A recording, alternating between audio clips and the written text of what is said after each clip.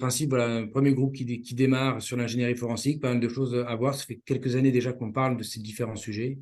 Et donc, la mise en place de ce groupe de travail va permettre quand même de faire avancer un petit peu les choses au niveau national avec des fois des difficultés à faire passer de l'information. Mais donc, c'est tout l'enjeu finalement de ce groupe que de parler de ces différents sujets. Je ne vais pas en dire plus. Je vais laisser la main à Luciano.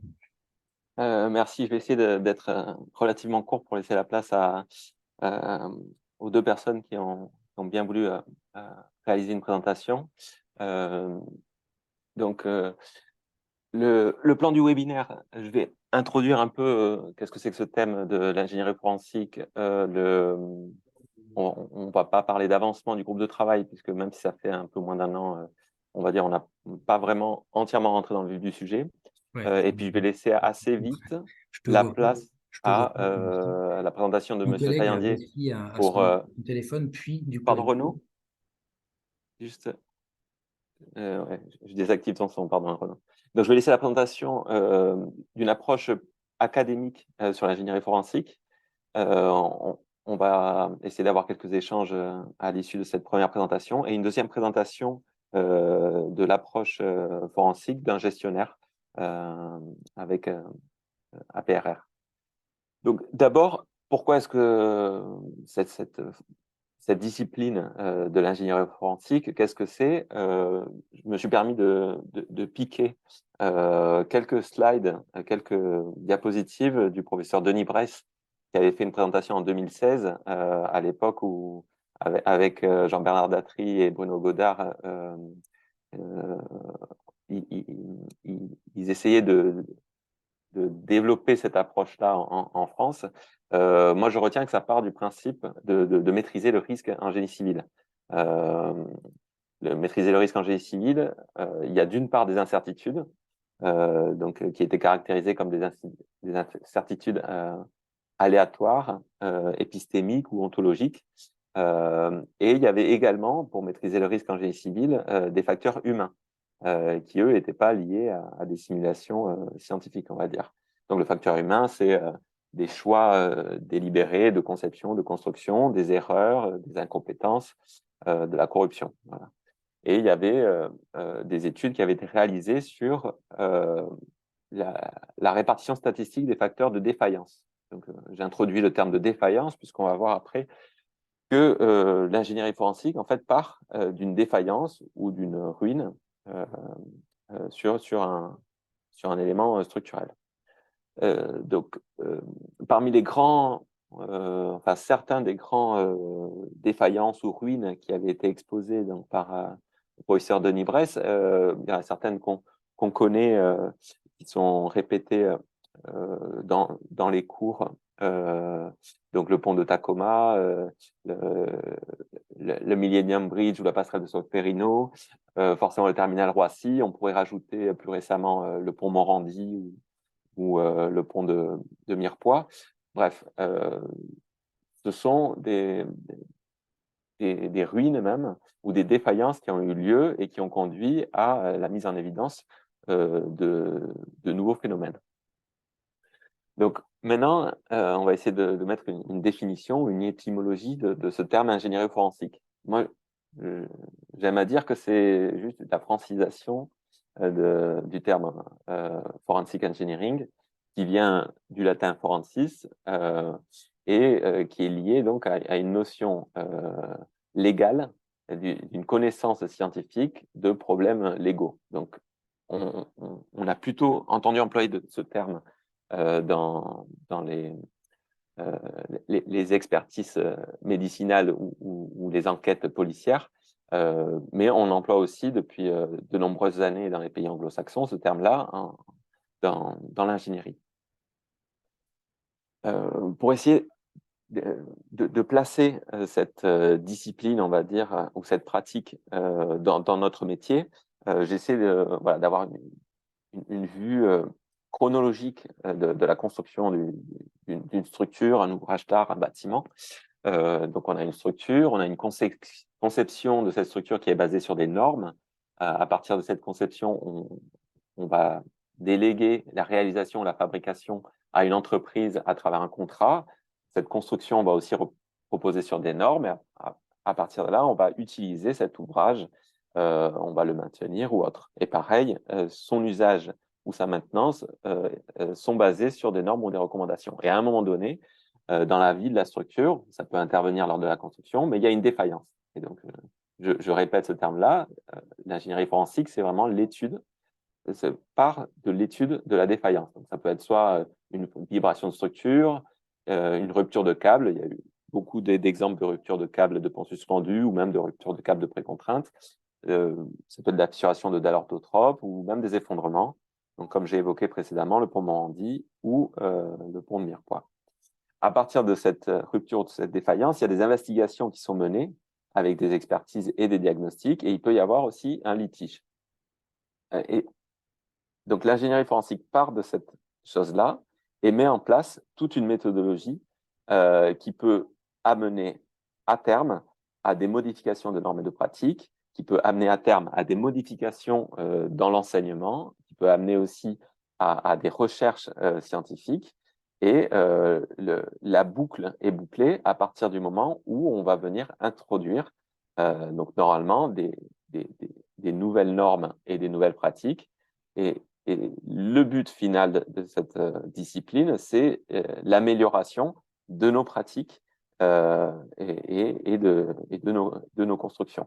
Donc, j'ai essayé d'identifier tout le domaine de l'ingénierie forensique parce que souvent, on l'associe uniquement à l'expertise, mais de notre point de vue, du moins au sein du groupe de travail, il y a vraiment une boucle qui va jusqu'à la modification et l'amélioration de nos pratiques, la transmission. Donc, typiquement, c'est, on va dire, la découverte, entre guillemets, de la vibration latérale, de l'excitation paramétrique des piétons sur le Millennium Bridge ou la passerelle de Solferino qui a conduit donc au guide des passerelles piétonnes de, de la FGC, puis du CETRA, et ou à l'aéroélasticité pour le pont de Tacoma. Voilà, à un moment donné, on a une défaillance et on essaie d'intégrer cette défaillance dans les futures conceptions. Je veux juste introduire quelque chose, et peut-être on aura le temps d'en parler, ou sinon j'aimerais bien qu'on... Enfin, le but du groupe de travail, c'est aussi de parler de ces futurs sujets. Je pressens que l'ingénierie forensique va nous servir dans le futur, dans le sens où il va forcément y avoir des sollicitations qui vont être associées au dérèglement climatique avec des augmentations de vent, de houle ou de température qui vont conduire donc à des futurs désordres, voire des futures ruptures. J'identifie un deuxième thème, c'est l'augmentation du coût de l'énergie et donc l'augmentation du coût de la maintenance ou des nouvelles constructions. Et je pense que dans 20, 30, 40 ans, il y aura peut-être, on pourra se poser la question d'une révision des normes avec peut-être une réduction des coefficients de sécurité et donc peut-être des nouvelles défaillances qui peuvent apparaître.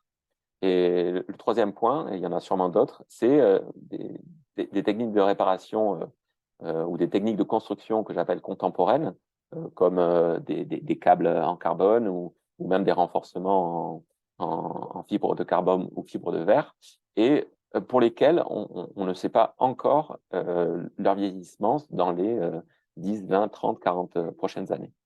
Et quand je parle de techniques futures, c'est peut-être l'introduction de matériaux biosourcés dans la construction dont on ne connaît pas encore leur vieillissement et donc leur potentielle dégradation. Donc, je finis juste avec le groupe de travail à proprement parler qui a été créé donc, il y a un peu moins d'1 an pour essayer un peu de faire comme on dit, de la retape. Donc, un groupe qui réunit à peu près une quarantaine de personnes, maîtres d'œuvre, maîtres d'ouvrage, entreprises, avocats, assureurs, pour vraiment avoir l'ensemble de la profession sur ces thématiques-là, avec comme objectif double une rédaction assez rapide d'un guide méthodologique à destination de la profession en France, et essayer d'organiser un recensement, de compléter une base de données de défaillance à partir de nos expériences respectives. Tout ce but, c'est de s'intégrer à la terminologie internationale et à la démarche internationale, parce que en France, on a des groupes d'expertise sur des défaillances, sur des risques, etc. mais ce terme d'ingénierie forensique n'est pas forcément beaucoup utilisé en France, alors que à l'international, en Angleterre, aux États-Unis, en Australie, il est de plus en plus utilisé et il y a des groupes de travail sur ce sujet-là, dont certains membres de la FGC font partie.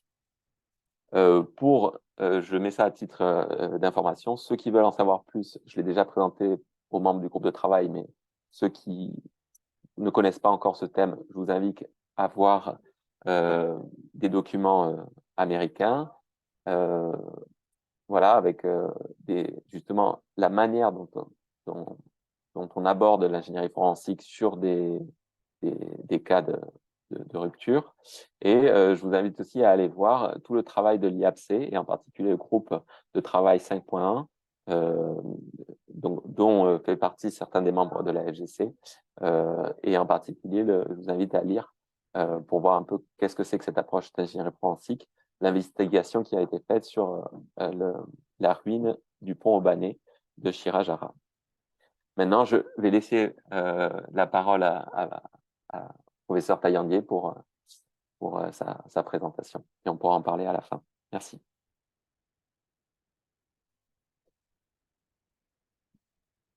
Merci beaucoup, Luciano, pour la présentation. Pour l'introduction, je vais essayer de partager mon écran. Hop, je pense que c'est celui-là. Juste que je passe en mode diaporama et ça devrait le faire. OK. C'est bon, vous voyez bien l'écran, pas de problème. Donc voilà, donc là aujourd'hui, je vais essayer ce soir en tout cas, dans une petite demi-heure, de résumer différents travaux qui ont été menés entre l'I2M à l'Université de Bordeaux et INRAE à Aix-en-Provence sur l'ingénierie forensique. On va avoir une approche assez méthode sur ces questions-là et plutôt orientée sur la gestion de la connaissance. Donc, c'est un travail qui a été initié par Denis Bress, je pense, qui est, en tout cas dans le monde académique, et celui qui a le plus œuvré, qui a vraiment ouvert quelque chose en termes d'ingénierie forensique, qui a apporté le sujet. Et du coup, on est plusieurs à avoir travaillé dessus. Donc, je vais lister rapidement. C'est Eric Baudry, qui est toujours à I2M à Bordeaux, Claudio Caravajal et Bruno Bella, qui sont des collègues de chez moi, INRAE Aix-en-Provence. Sylvain, qui est un collègue du Congo, et Queenan Wang, qui a fait une thèse à Bordeaux sur le sujet. Et notamment, une partie des travaux que je vais vous présenter aujourd'hui seront ces travaux. Vous m'excuserez, j'ai fait un peu de recyclage, du coup, il y a des diapos qui sont en anglais, que j'ai laissés, enfin, en tout cas des schémas en anglais. Donc, Luciano a bien résumé un peu les questions, en fait. C'est qu'aujourd'hui, on voyait une augmentation constante des exigences, des contrôles aussi sur les ouvrages, et on a de plus en plus de connaissances sur les mécanismes des différents ouvrages, sur les lois physiques, etc. Mais pour autant, on a toujours des problèmes qui se passent, des défaillances d'ouvrages qui peuvent être mineures ou vraiment majeures. Par exemple, on a cité le pont Morandi, qui a induit quand même 43 morts et 16 blessés avec un effondrement partiel du pont. Et du coup, c'est dû à beaucoup de choses, en fait, le fait qu'il y ait toujours ces problèmes qui se passent, on l'a dit, donc, comme l'a dit Luciano, ça peut être des nouveaux phénomènes qui sont mal connus ou moins bien dimensionnés, ou l'impact du changement climatique, des nouveaux matériaux, etc. Ça peut être aussi des défaillances sur les règles en usage, etc.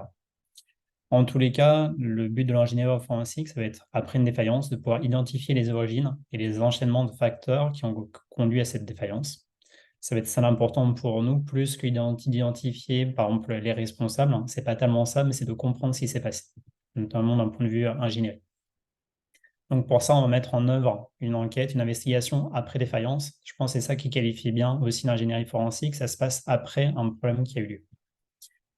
Ça conduit souvent à des rapports qui exposent des conclusions d'enquête dans lesquelles on va trouver un peu ce que le groupe d'investigation a trouvé comme enchaînement cause à cause. Ils vont expliquer un peu ce qui s'est passé selon eux, avec les données, les informations qu'ils avaient.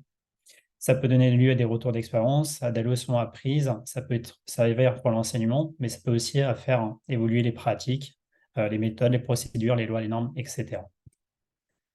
Donc, il y a beaucoup d'enjeux en termes de connaissances autour de l'ingénierie forensique, que ce soit la démarche d'investigation, comment on peut traiter les différentes données, informations qu'on recueille lorsqu'on fait une investigation, comment on gère les incertitudes, qui est un point clé sur l'ingénierie forensique, comment on construit des hypothèses pour expliquer un scénario, comment on communique aussi, parce que le but, c'est aussi de pouvoir ensuite communiquer ça, et de pouvoir capitaliser finalement les connaissances acquises de la compréhension des mécanismes en jeu. Donc, il y en aurait beaucoup d'autres, hein, ce n'est pas une liste exhaustive, bien sûr. En tous les cas, aujourd'hui, je vais vous présenter 2 travaux que nous avons menés. Le premier, donc, qui est basé sur la thèse de Queenan, ça va être un modèle de connaissance basé sur les graphes conceptuels. Et le deuxième, c'est une méthode de formalisation des théories des experts qui est basée sur l'argumentation abstraite imprécise.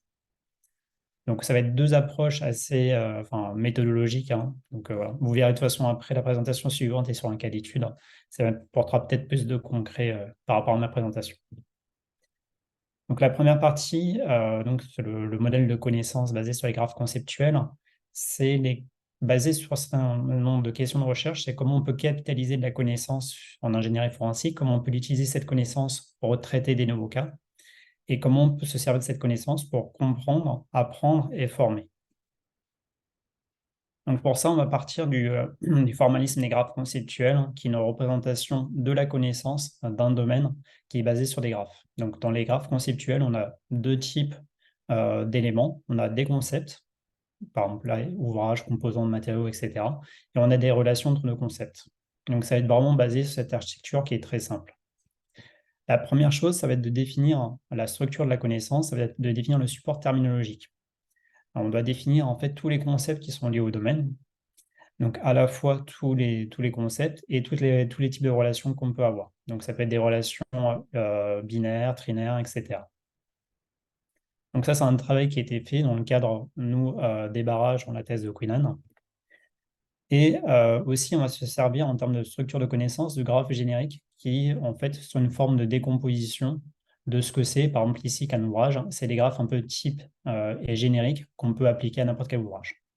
Donc, c'est un peu une façon de structurer, finalement, notre domaine de connaissance.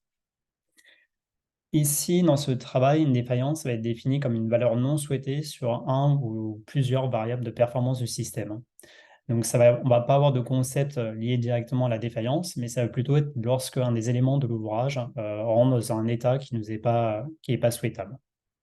Donc, c'est vraiment ici, si on reprend le graphe général qui a été fait, hein, c'est vraiment ce niveau-là où on a une performance qui répond en fait la performance par rapport à une fonction qui elle-même est associée à un composant du système et qui va être évalué. Donc, lorsque la valeur n'est pas au niveau souhaité, à ce moment-là, bah, ça va induire une défaillance. Donc, la défaillance, ça ne va pas simplement être l'effondrement de l'ouvrage, mais on va aussi s'intéresser à des choses qui n'ont pas forcément entraîné de choses catastrophiques, mais qui ont déjà conduit notre ouvrage dans un état qu'ils n'ont souhaité.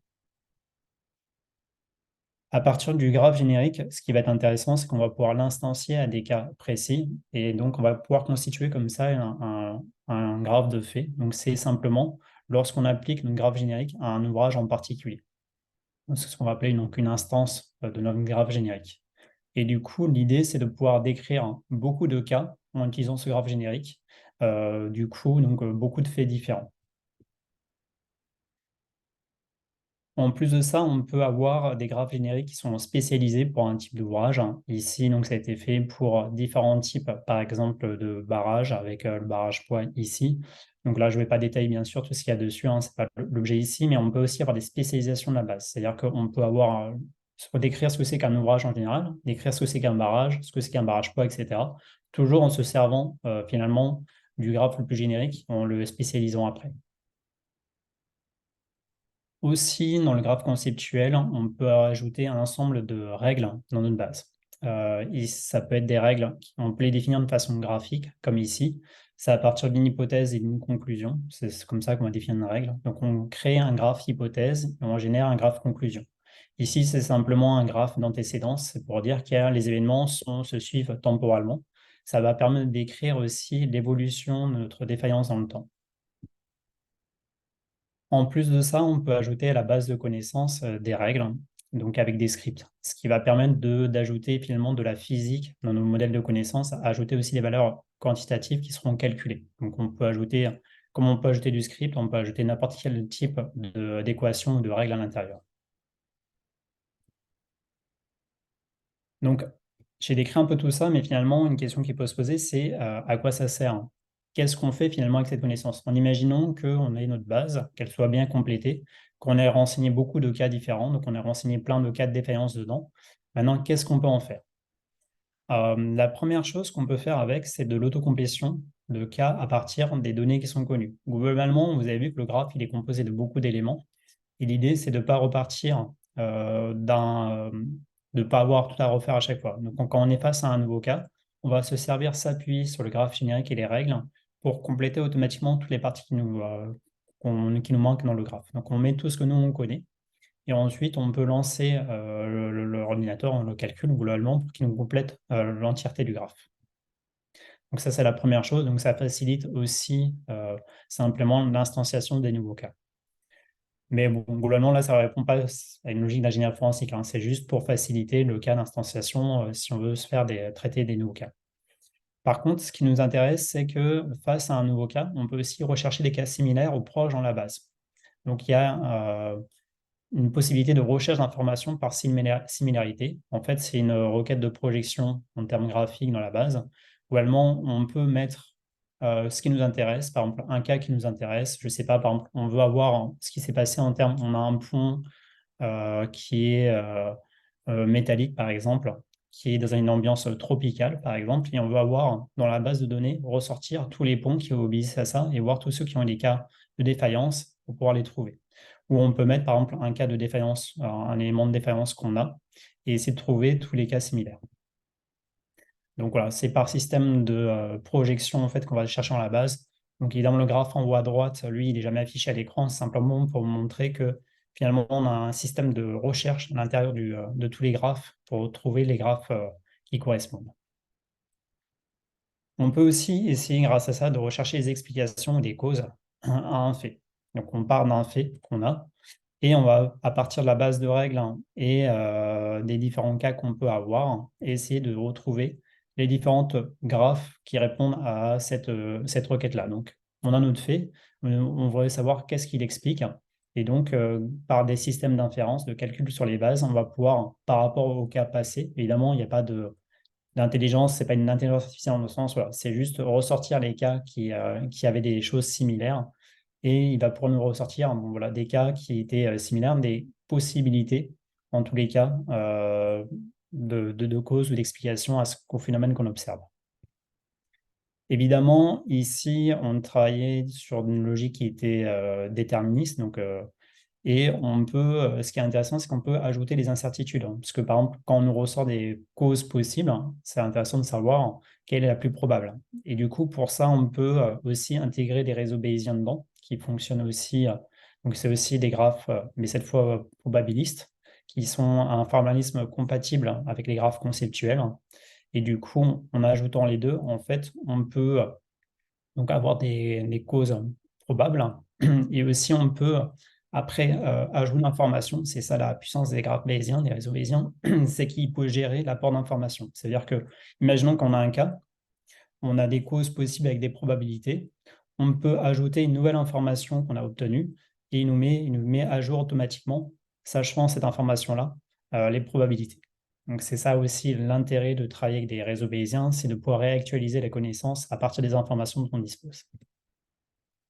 Donc voilà, je ne vais pas rentrer du tout dans les détails, hein, parce que je ne voulais pas faire trop long sur chacun et simplement pour vous montrer un peu à quoi ça ressemble et à quoi ça sert. Donc globalement, on a un modèle qui permet dans la pratique de structurer et stocker de la connaissance générique et factuelle. Avec ce qui est important pour nous, c'est que le vocabulaire il est standardisé, contrôlé et homogène. C'est-à-dire tous nos graphes sont construits avec le même vocabulaire. Je ne l'ai pas précisé, mais tous les termes de la terminologie qu'on utilise sont définis. Donc il y a une définition pour chacun qu'on peut consulter. Ça permet d'estimer donc l'état actuel et futur des systèmes en tenant compte des incertitudes, notamment grâce au réseau bayésien. Ça permet d'identifier les mécanismes possibles, les phénomènes et les comportements qui ont pu conduire à une défaillance. On peut intégrer des comportements humains. Alors souvent, les comportements humains, on va moins les probabiliser, bien sûr, mais en tous les cas, on peut au moins essayer de mettre ça aussi dans la balance, parce que c'est un formalisme qui permet d'introduire à la fois des choses physiques et en même temps des choses humaines. Enfin, ça permet aussi d'enrichir la base tout en gardant en fait la structure de la connaissance. C'est ça aussi qui est intéressant, c'est quand on met des nouveaux cas dans la base, ça ne modifie pas la base de connaissances de son ensemble, ça va juste enrichir le modèle et pouvoir du coup avoir plus de résultats intéressants lorsqu'on fait des requêtes. Enfin, alors là, je mettrai un petit bémol, hein, parce que c'est un truc qu'on a souvent tendance à mettre, c'est lisible par l'ensemble des acteurs du domaine. C'est vrai, à partir du moment où on a une certaine connaissance et que le graphe n'est pas trop compliqué à comprendre. Évidemment, si je vous montre un graphe avec 200 bulles et des flèches dans tous les sens, ça sera difficilement lisible de toute façon. Mais au moins, en fait, si on reprend logiquement, qu'on soit des parties de graphe ou on fait attention, en fait, on peut voir le cheminement, en tout cas, qui a conduit à l'événement. Donc, il y a eu plusieurs travaux dessus. Donc, les travaux de Queenan et les travaux de Sylvain ont porté sur ces formalismes-là. Sylvain a travaillé plutôt sur les ponts et Queenan sur les barrages. Donc, on a des bases de connaissances là-dessus qui ne sont pas du tout complètes ni rien. Donc, c'est vraiment un travail plutôt théorique aujourd'hui, hein. Si vous vouliez l'utiliser vous-même, hein, il y aura un gros travail à faire de connaissances, d'apport de connaissances à ces bases. Je vais vous présenter maintenant une deuxième méthode qui répond à une deuxième question et qui est plutôt basée sur l'investigation forensique et comment on peut formaliser les théories des experts dans un cadre d'investigation forensique.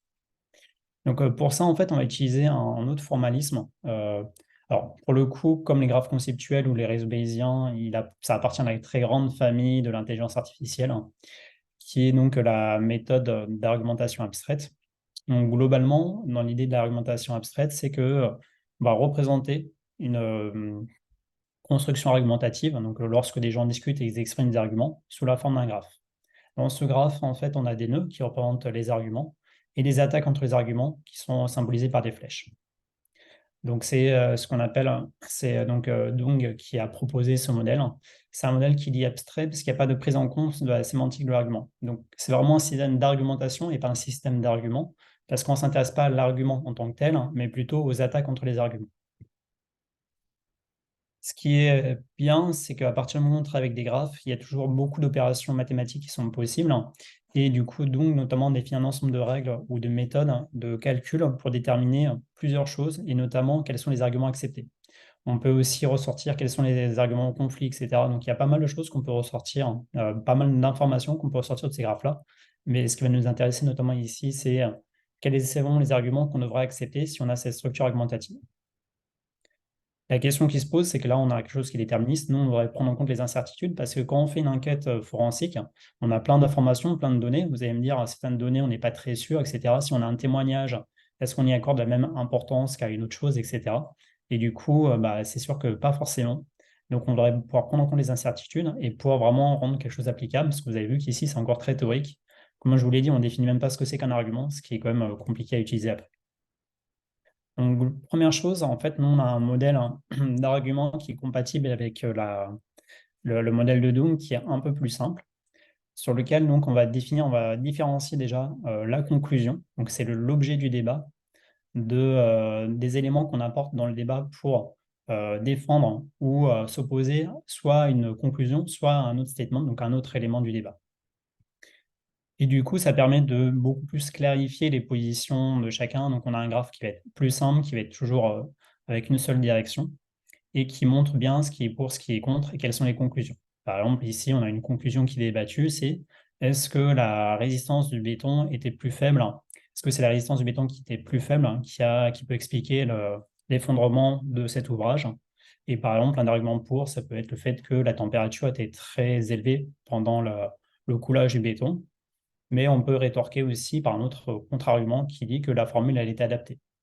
La formulation du béton est adaptée à cette température élevée, donc ça ne posait pas vraiment de problème. Ce qui est intéressant avec ce formalisme-là, c'est qu'il est compatible avec le formalisme de Dung, donc il y a des règles qui permettent de transformer l'un en l'autre, et on peut ensuite utiliser les inférences de Dung pour définir quels sont les arguments acceptés en conflit ou refusés. Par exemple, ici, si on sort ces arguments-là, et ben à la fin, on ne sait pas trop si on doit accepter ou non notre conclusion. Finalement, on en sort en ne sachant pas trop plus. Mais c'est pour ça qu'on a besoin aussi de mettre de l'incertitude sur les données pour pouvoir trancher dans les cas justement en fonction de la connaissance, enfin, la certitude qu'on a vis-à-vis notre niveau de confiance vis-à-vis des différents arguments qui sont apportés. Donc, on a un système, on a choisi les probabilités imprécises. Les probabilités imprécises, c'est un formalisme mathématique qui est basé sur des probas. Simplement, ici, au lieu de donner une proba stricte, ce qui est difficile à donner pour un expert, on va plutôt mettre un range de probas, enfin un écart de probas entre un min et un max. On se dit, bon, ici, je suis sûr de moi entre 80% et 100%, par exemple, si j'ai une très très forte confiance. Ici, les probabilités qu'on a définies sur la droite, qui correspondent à nos classes, catégories de confiance, c'est un paramètre qu'on peut définir, on peut le modifier, on n'est pas obligé de mettre un truc aussi linéaire que ça, mais c'était surtout pour l'exemple. Donc ici, on va définir des classes donc d'une confiance très basse à une confiance certaine. Si c'est certain, c'est que c'est sûr qu'on est sûr de notre information à 100%. Et sûr qu'elle impacte vraiment la conclusion ou l'élément qu'elle attaque.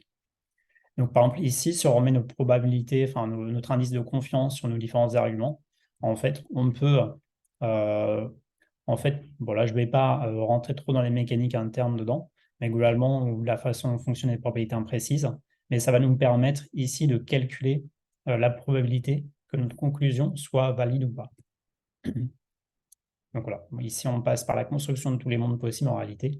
On construit tous les sous-graphes d'arguments et on peut définir est-ce que l'argument est acceptable ou pas. Et finalement, on s'en sort ici avec une probabilité entre 0,4 et 0,68. Donc voilà, après on en tire ce qu'on veut, mais au moins ça permet d'avoir une information sur la plausibilité de cette hypothèse-là. On a essayé de faire, nous, l'exemple sur un vrai cas. Alors, c'était un peu joué parce que c'était un cas historique. C'est la fixation d'un barrage en béton qui est proche de chez nous, Aix-en-Provence, qui est juste au-dessus d'ailleurs de nos locaux. Donc, il y a eu des fissures importantes. Alors, depuis, il y a eu les travaux de fait, je vous rassure, il est plus menaçant à l'heure actuelle. Mais en tous les cas, c'est des fissures qui étaient inexplicables à l'époque. On ne savait pas beaucoup à lever. Et du coup, plusieurs hypothèses pouvaient expliquer ces fissures. Donc, soit c'était dû à la formation rive droite, soit un gonflement généralisé du béton, soit un gonflement localisé du béton. Donc, 3 hypothèses en discussion. On a fait l'exercice avec un expert en barrage de chez nous. Et du coup, même 2 experts qui ont discuté entre eux. Et du coup, on a essayé, ils sont basés sur les différents documents d'époque, sur les informations qu'ils avaient pour essayer de construire des graphes. Donc, on a construit des graphes d'arguments de cette façon-là pour essayer de discuter les différentes conclusions. Ça, c'est par exemple le graphe sur l'hypothèse 2, donc dû à un gonflement généralisé du béton. Donc, il y a des arguments qui ont été apportés, donc soit pour, soit contre, soit c'était par rapport à la conclusion elle-même, à l'hypothèse qui était discutée, soit par rapport à un autre argument, donc c'était une forme de contre-argument, avec les certitudes qu'ils avaient en fonction des documents qui sont plus consultés. Ici, donc, c'est un peu l'ensemble des opérations qui ont été faites. On calcule des probabilités par rapport à chaque sous-graphe et en agrégeant tout ça, on peut déterminer la probabilité que notre conclusion donc, soit acceptable, donc que ce que selon nos experts, ce soit valide ou pas.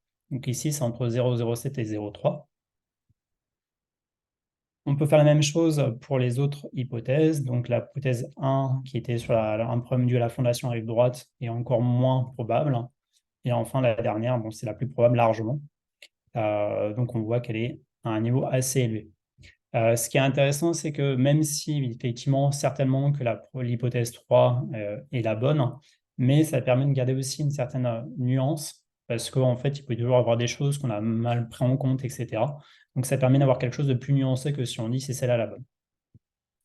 Il y a une autre chose qui est importante, notamment quand on est dans une ère de réseaux sociaux où les théories alternatives ont tendance à vite émerger. Ici, ça permet aussi d'investiguer les autres hypothèses véritablement, en expliquant pourquoi les autres hypothèses ne sont pas bonnes. Donc, on peut argumenter, apporter des éléments de preuve qui permettent d'injustifier certaines hypothèses au détriment d'une autre. D'avoir comme ça un élément qui soit vraiment tangible avec une vraie traçabilité des hypothèses suivies. Donc voilà, ça permet plusieurs choses, donc de formaliser de façon structurée l'avis des experts. Ça permet de mettre en évidence donc, les arguments qui justifient une hypothèse, mais aussi de faire renoncer des arguments qui permettent de renoncer à d'autres hypothèses alternatives. Ça permet d'intégrer les incertitudes sur les données, sur les raisonnements. C'est à la fois un support de réflexion pour les experts, parce que par exemple, notamment quand il y a plusieurs experts qui ont des opinions différentes, ça permet pour eux d'exprimer les différentes opinions possibles, de ne pas se limiter, et d'en discuter, donc en mettant vraiment les probas, mais ça sert aussi comme un outil de communication, donc à des tierces personnes, ou comme support d'enseignement de formation pour pouvoir comprendre ce qui s'est passé, pour comprendre plutôt le raisonnement des experts, comment ils sont arrivés à une conclusion, quels sont les éléments qu'ils ont mis en avant pour supporter cette conclusion. Parce qu'en fait, quand on lit les rapports, la plupart du temps, il y a plutôt détaillé l'hypothèse qui va être retenue, Avec l'explication, il n'y a pas grand-chose sur les hypothèses qui n'ont pas été retenues. Alors, parce que peut-être que ça leur paraît pas important pour les experts, mais si on veut avoir l'information globale, on a souvent perdu ces éléments-là. En plus, ça permet de mettre en avant le fait qu'on ne soit pas toujours sûr à 100%, qu'on peut avoir un regard nuancé sur les choses. Enfin, comme c'est des structures sous forme de graphes, ça peut être aussi utilisé dans le cadre d'une base de connaissances. C'est-à-dire que, imaginons qu'on fasse l'exercice pour plein d'ouvrages, peut-être qu'il y a des arguments qui reviennent souvent, et du coup, peut-être qu'on peut exploiter ces redondances pour pouvoir justement aller plus vite dans les investigations forensiques. En imaginant vers quoi il faut se tourner, quels sont les types d'hypothèses qui peuvent être intéressants à investiguer, etc. Voilà, moi je ne vais pas faire plus long. Je vais par contre pas mal de choses, si vous voulez continuer la lecture sur les deux méthodes et si vous voulez en savoir plus là-dessus. Du coup, il y a les deux thèses donc de Quinn Wang et de Sylvain Okina. Il y a des articles divers et variés, donc notamment de Sylvain, de Cédric et des miens notamment. Donc voilà, je vous renvoie vers ça. Il y avait évidemment tous les articles de Denis Bress sur le sujet. Alors, je ne les ai pas tous mentionnés là, mais qui sont aussi intéressants dans un cadre aussi plus général sur ce que c'est que l'ingénierie forensique et la façon dont les universitaires, les chercheurs peuvent s'en saisir. Voilà, merci beaucoup. Et du coup, maintenant, j'attends. Si vous avez des remarques ou des questions, je serai heureux d'y répondre. Merci beaucoup, Franck. J'avais vraiment insisté pour qu'on ait une présentation plus académique de cette approche-là, parce que c'est vrai que jusqu'à présent, les présentations à FGC étaient très dirigées métier et ingénierie. Et donc là, je trouve que ça permet d'avoir d'autres outils. Après, moi, je me permets de poser la première question sur ta première présentation. Je me pose, tu l'as fait remarquer, je me pose malgré tout la question de l'utilisation ou imaginons un ingénieur dans un bureau d'études. Enfin, moi, quoi, j'ai une défaillance. Comment je fais pour renseigner ou utiliser des graphes de connaissances? Ouais, en théorie, du coup, en imaginant qu'on a une base bien renseignée, donc, la première chose qu'on pourrait faire avec, c'est voir les. Souvent, c'est ça qui nous intéresse d'ailleurs. Quand on a une base de données, c'est souvent pour avoir des cas qui sont un peu similaires, hein. Des choses qui ont pu se passer, pareil, pour donner des idées sur ce qui a pu se passer. Et du coup, la première chose, c'est ça, c'est en interrogeant. Et du coup, en fait, là, il y a juste à interroger le système. La requête se fait sous forme graphique. Donc, c'est-à-dire qu'il y a juste à prendre l'objet, c'est un truc graphique, hein. Donc, on prend le petit objet, bon, par exemple, avec le pont, avec le matériau, etc. Tout ce qu'on sait un peu sur l'ouvrage, on essaie de mettre des petites bulles avec nos concepts qu'on connaît. Et c'est lui qui va chercher ensuite par le moteur d'inférence les cas similaires. Donc, il va nous présenter tous les cas similaires à ça. Par exemple, et après, comme je l'ai dit, il y a la recherche d'explication, où là aussi, il peut le faire avec des probas notamment, sur les causes possibles, en tout cas qu'il connaît dans sa base, qui pourrait expliquer ça. Et deux exemples concrets. Mettons, j'ai un multipoutre, j'ai de la fissuration sur un multipoutre. Une fois que j'ai pris connaissance de la manière dont vous avez structuré l'information, je remplis le tableau pour mon cas de défaillance Ouais, en suivant voilà, le formalisme en que suivant exactement le tu as vocabulaire adapté. présenté. C'est ça. OK. Et là, je peux voir l'ensemble des ouvrages qui ont le même, la même défaillance et les causes qui ont provoqué cette défaillance. C'est ça. Ouais, c'est ça. OK. Du coup, lui, par rapport à la base, il va dire les causes possibles par rapport à ce qu'il connaît. C'est-à-dire que dans les autres cas, c'était quoi les causes? Il va ressortir un peu les mêmes. Et après, il peut les probabiliser si on a les éléments pour le faire. OK. Je sais pas, on a quelques minutes. Je sais pas si parmi les nombreux spectateurs, est-ce qu'il y a des questions sur ces deux présentations?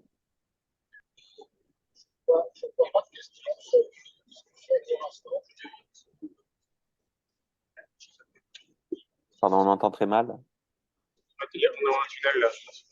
Je sais que pour l'instant, il n'y avait pas de questions qui avaient été posées sur le fait de discussion. Si quelqu'un veut en poser une, on lever la main. Alors, par rapport à ce que dit Didier, il n'y a effectivement aucune question posée sur le chat. Donc, vous avez aussi cette possibilité pendant les présentations de faire remonter vos questions pour qu'on les centralise au moment des pauses. Mais là, pour l'instant, Didier, comme tu es sur ton téléphone, tu n'as pas forcément la visibilité, mais il n'y a pas de questions qui ont été posées par ce biais. Pour rebondir sur ce que disait Luciano, ça veut dire qu'il faut qu'au départ, il y ait une liste de mots-clés suffisamment précise et commune à tous les acteurs pour qu'on puisse renseigner une base de données de la même manière. Ouais, tout à fait. Ça, c'est le point de départ, effectivement, c'est de pouvoir homogénéiser le vocabulaire. C'est-à-dire qu'il faut avoir une structure de vocabulaire qui soit le même. Et du coup, ça, c'est souvent dans les modèles de connaissances, on commence par là. Sauf c'est ce qu'on fait en ontologie, par exemple, où on va essayer d'avoir un vocabulaire qui est commun pour tout le monde. C'est-à-dire, évidemment, si on utilise... Alors après, on peut mettre aussi dedans, on peut utiliser des synonymes. Par exemple, on peut renseigner tous les synonymes possibles pour ce mot-là, pour éviter que ça coince. Mais par contre, il faut pouvoir parler sur les mêmes termes. Dans une communauté, souvent, ça passe. Bon, après, il peut y avoir les spécificités selon, voilà. Bon, selon les métiers quand même, parce que sont parfois voilà, des problèmes de communication entre les différents métiers, même du génie civil, qui sont assez larges. Et puis après, entre les régions, il peut y avoir des parlers spécifiques ou du vocabulaire spécifique.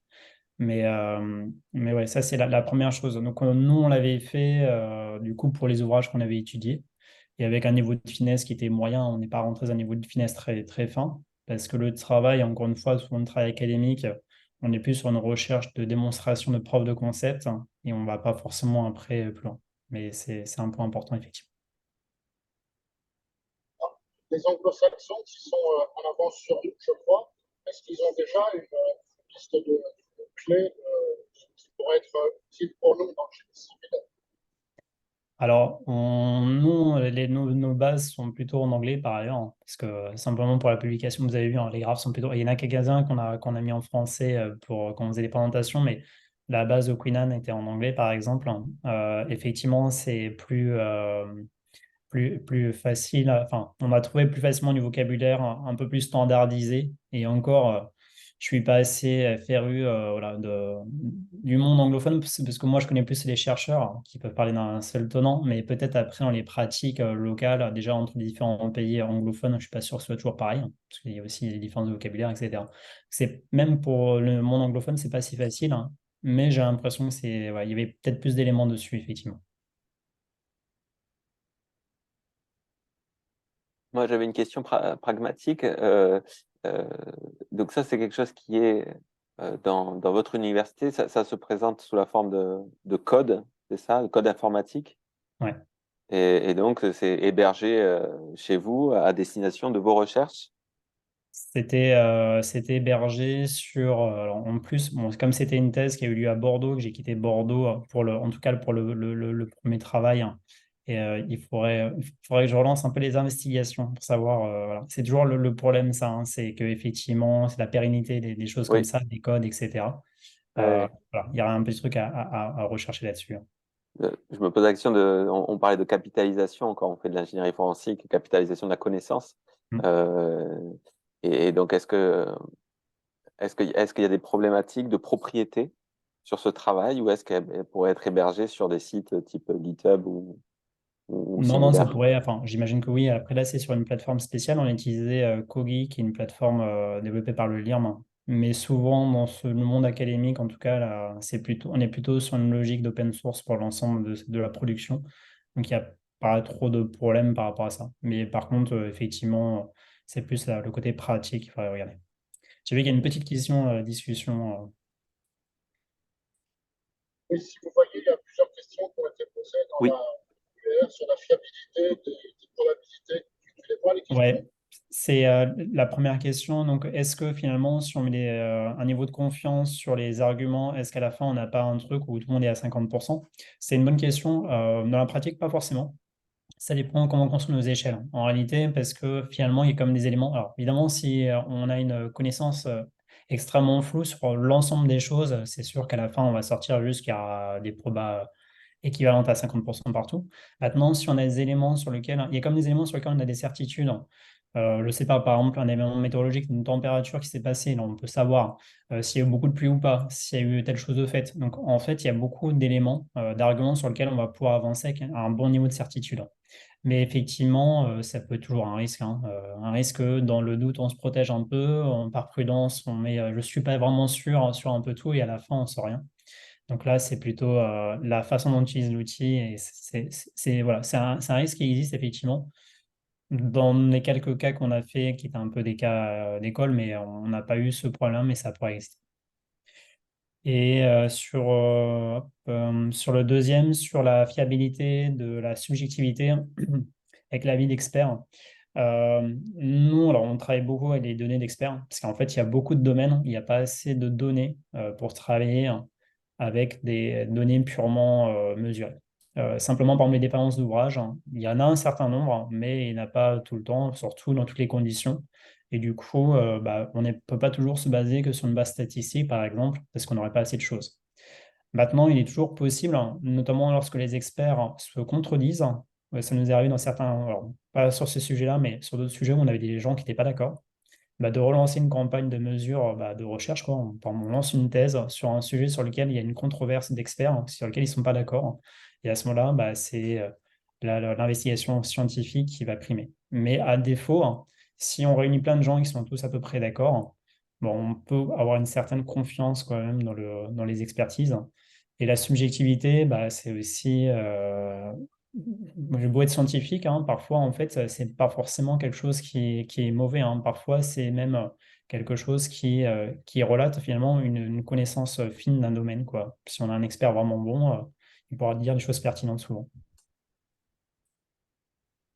Et puis après, il y avait une question sur ouais, l'accès aux bases et outils. C'est comme je l'ai dit, hein, ça c'était un peu la question de notre channel tout à l'heure, hein. C'est qu'aujourd'hui, ils sont plutôt en local, c'est plutôt du bricolage, hein, parce que souvent, nous, on n'a pas de... La recherche s'arrête au niveau du bricolage, c'est-à-dire qu'on n'a jamais développé des versions vraiment outils. On a eu que sur du prototypage, hein. Donc, ça peut être du bricolage à droite, à gauche. On n'est pas forcément passé par la dimension de transfert.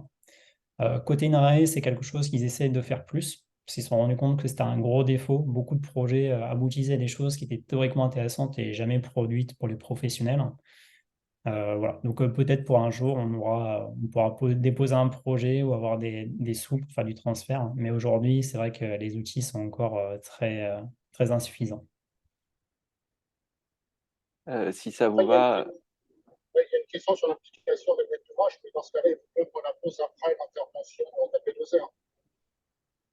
en effet, c'est une bonne transition. Ouais. Je propose juste qu'on arrête les questions là. Si vous avez d'autres questions, je vous invite à intégrer le groupe de travail sur l'ingénierie forensique dont fait partie Franck Taillandier et on pourra continuer ces discussions-là. Et maintenant, je passe la main à Romain, comme ça, on a à peu près 30 minutes de présentation et il nous restera 10 minutes de discussion pour terminer à 19h.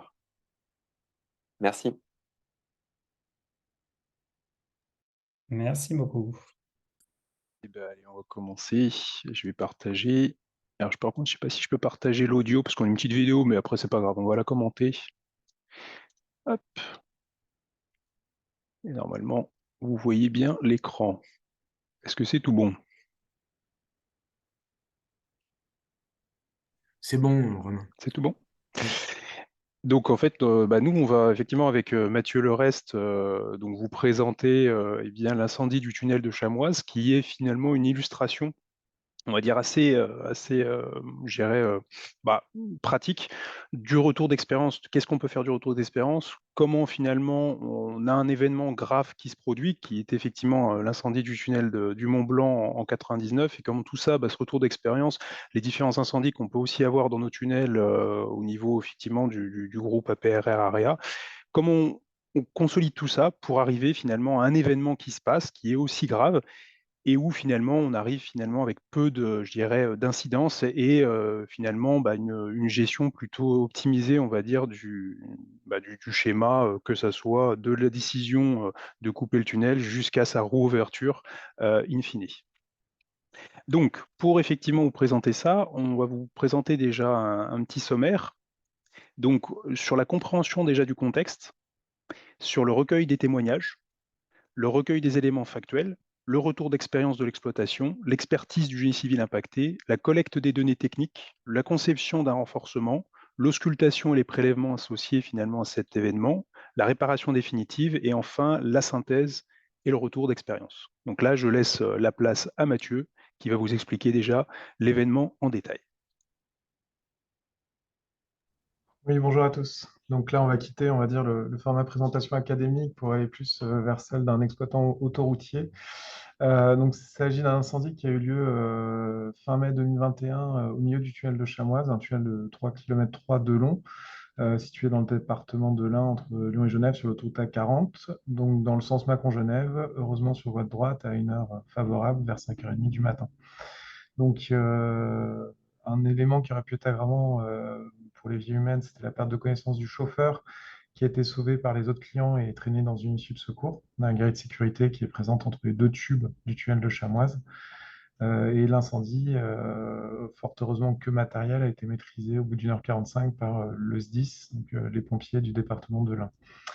Et le critère fatal pour nous, tunnel routier, ainsi que pour d'autres, c'est heureusement l'absence de matière dangereuse, qui peut être encore plus préjudiciable pour nos clients et aussi pour le génie civil.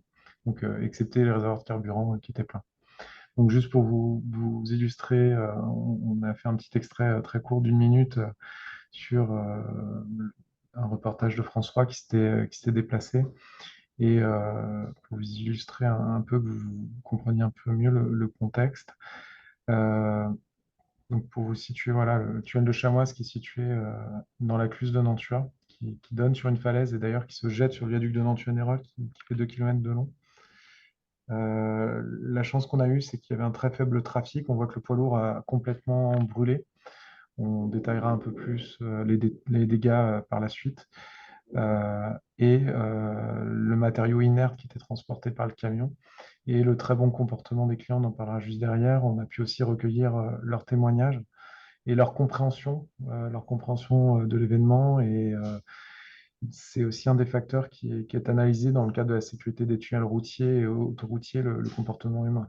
Enfin, on est aussi sur des recherches de fiabilité organisationnelle et on recherche des comportements de leader dans l'auto-évacuation de nos clients. Donc vous voyez les dispositifs d'évacuation, d'auto-évacuation pour nos clients. Et là, vous voyez le résultat de l'incendie et ce qui reste du poids lourd. On évoquera aussi avec vous la gestion de la ventilation, qui fait partie aussi d'une source riche en retour d'expérience, en partage et en pistes d'amélioration. Et on va aussi vous parler des différents acteurs, la gestion de l'événement par les différents acteurs et aussi leur maîtrise, leur connaissance de l'ouvrage qui était prépondérante dans la bonne gestion de cet événement. Voilà, donc pour vous donner un peu la vision exploitant cette fois d'un incendie de poids lourd, ce que ça donne. Donc c'est un tunnel qui est surveillé H24 par un opérateur. Il y a des systèmes de détection automatique d'incidents par analyse d'images caméra, détection d'opacité, de monoxyde de carbone, de monoxyde d'azote, et détection d'ouverture de porte, d'appel de poste d'appel d'urgence, de décrocher d'extincteurs. Enfin voilà, on a plusieurs stimuli pour l'opérateur, pour lui qualifier l'événement, le localiser parfaitement et en 3 clics déclencher des centaines d'équipements, aussi bien de la ventilation, de l'éclairage, des barrières de fermeture du tunnel, des sorties obligatoires en amont du tunnel dans les 2 sens de circulation, fermeture des bassins anti-pollution, lancement des équipements de ventilation, de messages sur autoradio et sur des haut-parleurs dans les issues de secours. Et là, vous voyez la progression des pompiers dans le tunnel. Donc, juste pour vous donner un peu la dimension de l'événement. Et là, on voit l'évacuation des clients dans l'autre sens. Donc le chrono, je vous l'ai donné, début d'incendie vers 5h du matin. Alerte donnée très rapidement, c'est aussi un facteur prépondérant dans nos analyses d'événements. 5h18, conférence A3 entre gendarmerie, pompiers et notre PC. 5h19, l'évacuation directement des clients à la grille de sécurité qui rentre en contact avec notre opérateur. Et 5h20, les premiers moyens SDIS sont engagés, sachant qu'ils ont un délai moyen qui est aussi pris en compte dans le cadre de nos dimensionnements et de nos études de danger notamment, qui est donné pour 20 minutes. Donc 5h38, on confirme assez rapidement qu'il y a une victime qui est présente dans la galerie de sécurité. Et on voit que les moyens SDIS arrivent seulement à 5h45, donc ils ont quand même mis 25 minutes. Et présence gendarmerie aussi. Donc quand les pompiers rentrent dans le tunnel, en fait, il s'agit seulement d'un incendie matériel. Donc contact avec le sinistre 40 minutes après le début de l'incendie, donc pour vous expliquer aussi les dégâts que Romain va vous détailler. Et maîtrise de l'incendie à 6h54. Et 7h17, on évacue les victimes et les 3 impliqués qui étaient complètement en sécurité dans la galerie de sécurité. Et une réouverture d'ouvrage, on va aussi vous expliquer pourquoi on est capable de réouvrir l'ouvrage, mais seulement côté tube sain, pas le tube sinistré ou le poids lourd à brûler à 8h49. Et 10h16, on réouvre les deux sens. Donc en retour d'expérience de l'exploitation sur la gestion de l'événement, c'est ce qui a été noté et ce qui a été aussi une grosse prise de conscience depuis la catastrophe du Mont Blanc et une grosse interrogation notamment par le CETU, le Centre d'études des tunnels, hein, qui a mené notamment 2 programmes d'analyse du comportement, de la compréhension des usagers, des clients, de la sécurité dans les tunnels. On a eu un très bon comportement, que ce soit en termes d'auto-évacuation, soit en passant au droit de l'incendie, soit en prenant l'issue de secours, sauvetage du client évanoui. Et on a eu aussi un bon fonctionnement de la ventilation semi-transversale, on viendra plus derrière, mais il faut savoir que c'est une ventilation qui a été conçue en 1986, à l'époque du percement du premier tube, qui a été reproduit dans le deuxième tube en 95, quand le deuxième tube a été ouvert, amélioré en 2003-2004 suite aux travaux de sécurisation, suite à l'évolution, on va dire, de la réglementation, de la gestion de la part des exploitants et un souhait d'optimisation de la ventilation. On a eu quand même un souci qui a apparu très rapidement. Il y avait des tests de désenfumage justement pour tester les équipements qui étaient en cours dans le tube sain et qui a posé un problème d'aspiration des fumées dans le tube sain. Ça n'a pas été préjudiciable, mais ça a apporté du flou. Et le troisième point très important, une très bonne connaissance de l'ouvrage par les pompiers, du fonctionnement de la ventilation, qui a concouru à la très bonne gestion de l'événement. Donc, notamment avec des visites des opérateurs du CTA Codis, donc le centre d'appel du Codis, qui ont du coup pu répercuter une très bonne alerte auprès des sapeurs-pompiers et un travail de mise à jour les années qui précédaient sur le plan étaré, donc un plan pour un établissement recevant du public. Le tunnel de Chamoise ainsi que les 2 autres tunnels sont répertoriés au niveau du département de l'Ain et sont le cadre aussi de formation de toute la chaîne de commandement et des pompiers qui interviennent. Et on préparait 2 jours après un exercice terrain. Donc tous les pompiers étaient en train de réviser activement les plans étarés des 3 tunnels. Et voilà, on ne pouvait pas être mieux préparé.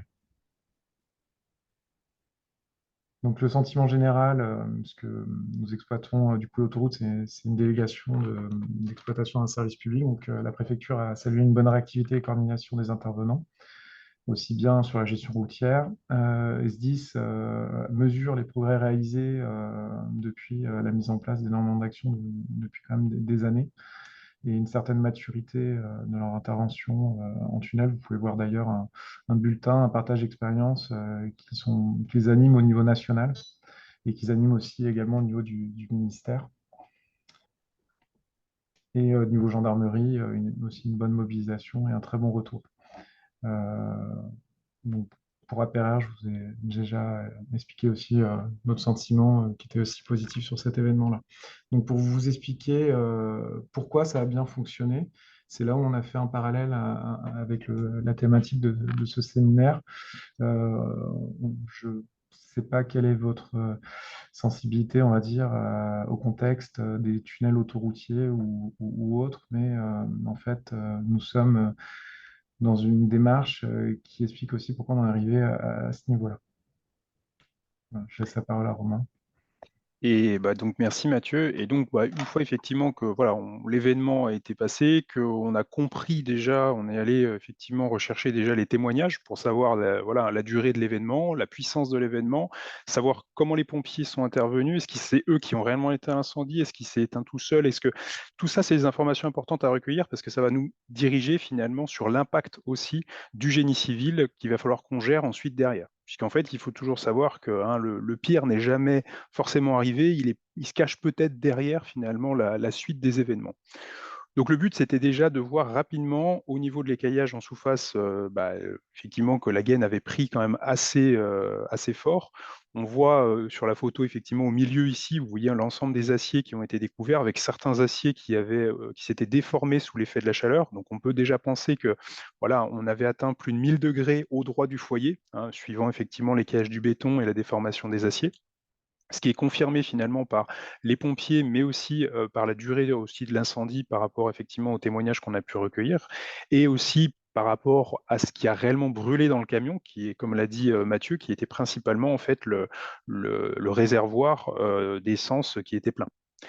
Au niveau des pertes, on mesure des pertes de béton de 3 à 8 centimètres à cause de l'écaillage dû à la chaleur. Les aciers de structure apparents ayant subi une température de plus de 500 degrés, puisqu'effectivement on observe des déformations et des plastifications. Donc globalement, à l'issue effectivement de cette expertise, déjà, on se pose la question de, bon, on se situe où? Donc là, on prend une coupe transversale, on regarde effectivement où c'est constitué dans le tunnel, on est sur la voilante. Au-dessus de la voilante, on a les gaines de ventilation, puisque comme vous a dit Mathieu, on est en ventilation transversale, c'est-à-dire qu'on a une gaine de ventilation suspendue au soutènement. Et donc, on va essayer de déterminer au niveau de cette gaine de ventilation, quel a été l'impact. Donc on voit que la largeur à peu près des désordres, c'est 5 mètres à peu près sur cette gaine de ventilation, sur à peu près une dizaine de mètres, et 3,5 mètres sur le pied droit qui ont été impactés. Globalement, ce qui nous inquiète le plus rapidement, ça va être les suspentes, puisqu'en fait, ces suspentes, finalement, sont protégées que par, finalement, une épaisseur, de 5 centimètres de béton, ce qui n'est pas non plus, énorme en termes de protection vis-à-vis de l'incendie, mais qui est finalement conforme par rapport à la construction, de l'époque, hein, puisqu'on était sur une construction de niveau N1, c'est-à-dire un degré coupe-feu CN 120. Et puis, ce qui va vite aussi nous impacter, ça va être, ce qu'on voit ici, qui est finalement un appareil d'appui, hein, puisqu'en fait, c'est un appareil d'appui longitudinal en élastomère frété et on va voir rapidement que cet appareil d'appui a fondu sur, entre 5 et 10 mètres à peu près de longueur. Donc globalement, on sait que par rapport à l'étude que l'on mène rapidement aussi grâce au guide du CETU et aussi à l'assistance du CETU, et je remercie Sébastien Bouteille, hein, qui nous a beaucoup aidé dans la gestion aussi de cet événement, c'est déjà la puissance de l'incendie et l'impact sur la structure. Donc rapidement, on va reprendre les courbes que nous indique le CETU, on va regarder finalement par rapport à la durée de l'événement, à la puissance effectivement que l'on estime du poids lourd, que la température a été supérieure à 1000 degrés au droit du foyer, mais que a priori 20 mètres déjà de part et d'autre, on sait qu'effectivement on est supérieur à 750 degrés, mais qu'au-delà en tout cas de cette zone à peu près de 40 mètres, on a une température effectivement qui a pu largement chuter. Et donc, on a ciblé finalement que, on a vraiment une zone à peu près qu'on estime entre 20 25 mètres à peu près, qui peut être sensible en tout cas en termes de structure suite à cet incendie. Et avec une température effectivement des aciers qui avait dépassé leur limite en termes de température 500 degrés. En termes de collecte des données, maintenant, on va regarder où c'est constitué dans le tube. Il faut savoir que le tube traverse différentes strates géologiques. Là, on voit qu'on se situe pile au droit des Marnes. Alors, ce qui est assez intéressant, c'est qu'on est au droit des Marnes et on est très proche, finalement, et on le verra après, d'une instrumentation en place avec des capteurs de convergence, enfin, avec des convergences en place, des profils de convergence en place, mais aussi un petit peu d'instrumentation avec des cellules de pression, donc qui vont nous permettre aussi de voir que globalement, le soutènement s'est plutôt bien comporté. Il n'a pas subi beaucoup de température, lui. Au niveau du bilan de la capacité résiduelle, on voit effectivement qu'on est sur un incendie CN 105, hein, puisqu'effectivement, on estime que cette durée d'1h45 nous amènerait effectivement à ce CN 105. Et donc, on a une incertitude finalement de tenue des gaines, hein, puisqu'elles sont prévues pour du CN 120. Donc, on voit qu'on est quand même très proche de la tenue limite de ces gaines. En revanche, au-delà du foyer, on peut effectivement se dire qu'on peut lever une incertitude à partir d'une certaine distance. Et donc, c'est ça effectivement qui nous a permis rapidement de mettre en place et de sécuriser globalement cette gaine de ventilation. Pas de perte de capacité portante, en tout cas pour la voûte, puisqu'on est sur du CN 240, on est sur du N3. Donc là, on va assez rapidement éviter effectivement et éluder le doute que l'on pouvait avoir sur le soutènement. Au niveau du dimensionnement de la structure provisoire, puisqu'effectivement le but c'était de rouvrir assez rapidement, hein, puisqu'on ne pouvait pas couper l'autoroute pendant des mois pour prévoir la dépose complète de la gaine, le remplacement complet de la gaine. Faut savoir qu'aujourd'hui, on est en cours de remplacement de cette gaine, bientôt, prochainement. Donc voilà, hein, ce qui va effectivement, voilà, par rapport à la date à laquelle est arrivé l'incendie, on voit que la réparation définitive prend du temps, puisqu'il faut se poser aussi les bonnes questions. Par contre, le soutènement provisoire de maintien, ça c'est quelque chose qu'on a envisagé très rapidement. Et le renforcement, il a été mis en place dans les 10 jours. Voilà. Donc ça, c'est pareil, c'est là où il faut faire, et donc c'est tout là où arrive l'ingénierie forensique aussi au niveau calculatoire, en se disant, bah, OK, j'ai une problématique, j'ai une gaine qui, a priori, bah, ne devrait plus forcément tenir par rapport effectivement déjà au calcul incendie, ou en tout cas, on a beaucoup de doutes. Et donc le but, c'est de mettre en suspension eh bien, cette gaine et de venir reprendre l'ensemble des efforts de cette gaine et de les reprendre directement sur la voûte qui, elle, n'avait pas effectivement subi l'incendie. Et ensuite, on est venu mettre en plus un flocage assurant un niveau N1, donc conforme directement au niveau déjà de la gaine existante, pour assurer la remise en circulation, donc une dizaine de jours après. Alors, c'est là où on se dit aussi, bah, attention, parce qu'effectivement, on va faire des travaux dans un tube, mais sachant que dans l'autre tube, on est déjà en bidirectionnel, comme vous a dit Mathieu.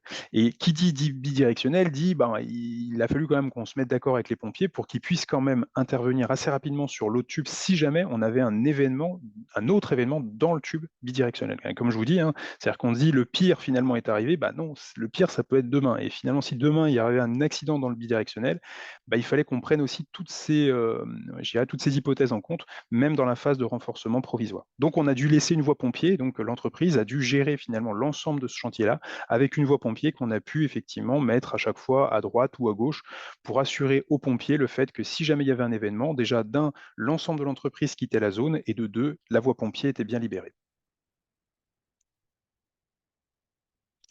Au niveau des diagnostics, donc on a fait des diagnostics sur une centaine de mètres de long. Donc ce qu'on a pu effectivement voir, alors diagnostic de tout type, hein, on a regardé quand même les chlorures parce qu'effectivement il y avait des bâches plastiques qui avaient brûlé au niveau du poids lourd. On a regardé eh bien, les capacités encore du béton mécanique.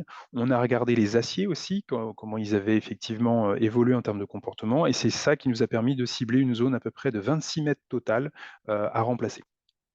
Comme je vous ai dit, on a fait aussi un contrôle de l'instrumentation en place, puisqu'on avait des profils de convergence quasiment une centaine de mètres plus loin, qui nous a permis finalement, grâce aux convergences que l'on fait annuellement, de vérifier qu'il n'y avait pas eu de modification, en tout cas de profil de convergence, ni des instrumentations comme les cellules de pression, qui sont en place depuis le début de la construction de cet ouvrage. Maintenant, le but, c'est aussi de se dire comment on va déposer cette gaine, puisque on a une gaine aujourd'hui qui est un peu suspendue avec un soutènement provisoire, mais finalement, on se dit comment on va déposer pour pas que tout s'effondre d'un coup sur l'entreprise qui va venir déposer. Donc, il a fallu aussi regarder un phasage pour éviter justement un événement lors de cette dépose de gaine impactée pour qu'on puisse aussi réparer sereinement l'ouvrage. Donc, on a phasé avec un matelas de protection, de l'hydrodémolition déjà pour hydrodémolir les murs de suspente qui séparent l'air frais de l'air vicié. Ensuite, un grignotage simplement des ailes de cette gaine et puis ensuite, un sciage et un grignotage final pour effectivement enlever l'ensemble de cette gaine sur les 26 mètres concernés. Donc on voit là le phasage un petit peu de manière plus longitudinale. On voit effectivement à chaque fois l'hydrodémolition qui va être faite sur les suspentes pour pouvoir couper les suspentes, pour pouvoir déposer, grignoter, etc. au fur et à mesure, tout en assurant la sécurité du personnel de l'entreprise qui va exécuter effectivement ce chantier.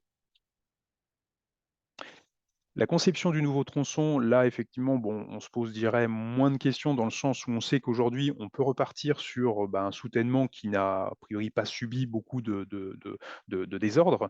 Et en plus, les diagnostics aussi l'ont montré. Donc, globalement, on repart avec une nouvelle gaine de ventilation, avec un procédé quasiment similaire au procédé de l'époque, sauf effectivement la mise en place de plots en béton préfabriqué qui nous permet d'aller un peu plus vite aussi en termes de réparation, en tout cas en termes de balisage et de neutralisation du tunnel durant la phase de réparation définitive de ces gaines.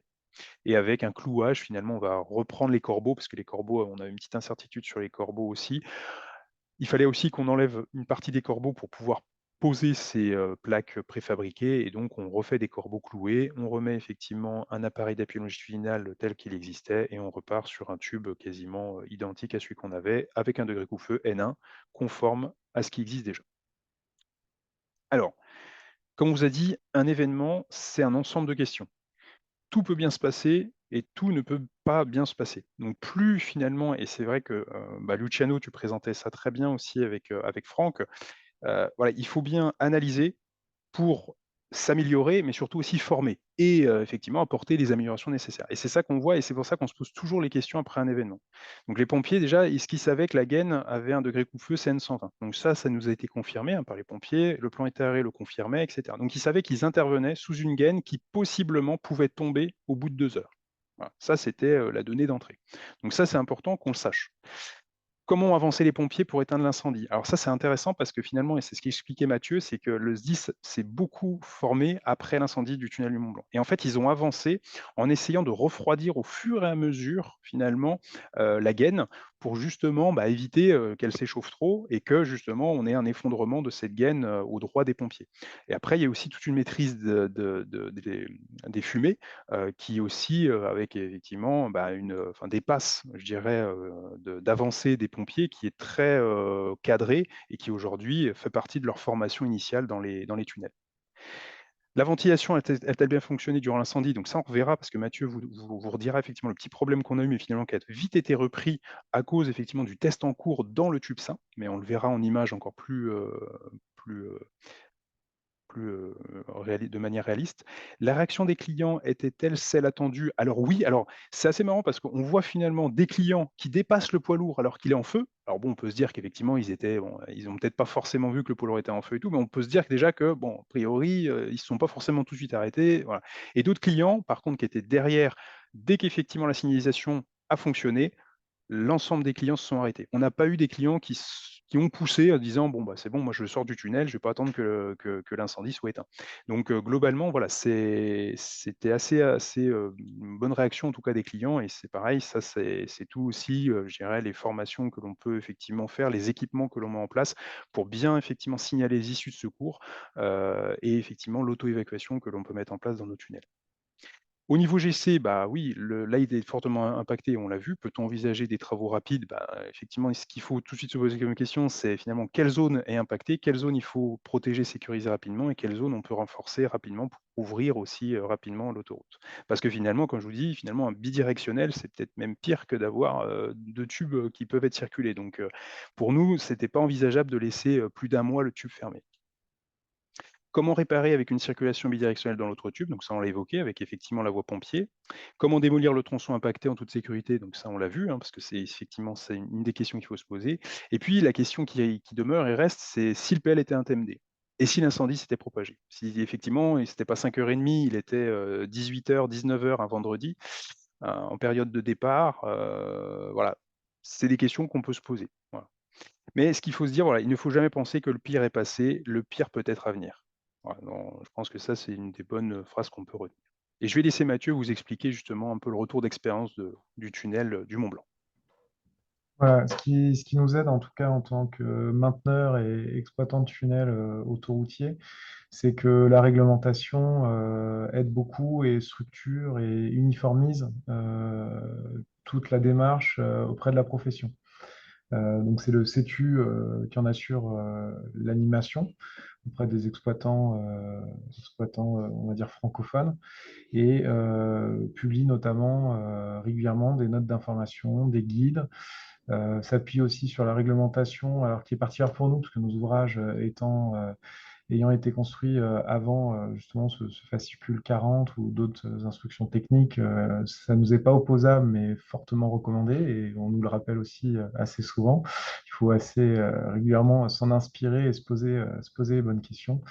Et notamment, cette méthodologie est partagée très structurante dans la définition des rôles entre la préfecture qui donne un avis, une autorisation d'exploitation maître d'ouvrage pour une période seulement de 6 ans à l'exploitant et qui peut demander aussi un avis régulièrement sur des questions, des modifications substantielles à la CNESOR ou alors à une commission départementale.